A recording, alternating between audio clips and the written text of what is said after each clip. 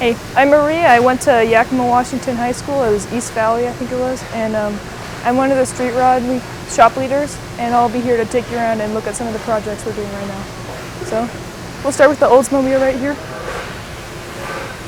Right now I'm working on the metal work, metal finishing, all the body work on this car.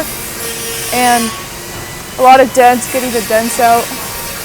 And we're building a patch panel on that door right there, doing some TIG welding, just basic stuff we do in street rod, metal fabrication, all that. I can take you down here as well. Right here.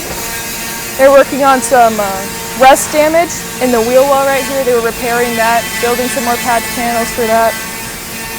This is a international harvester. They're right back here. It's got the truck bed off of a square body, as you can see.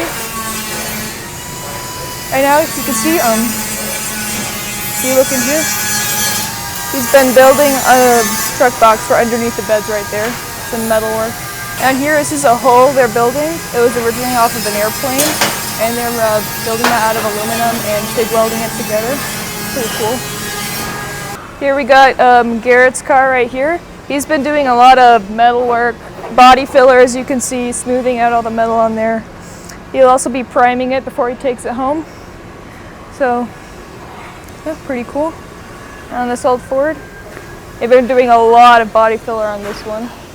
Just smoothing things out, getting it ready for paint eventually.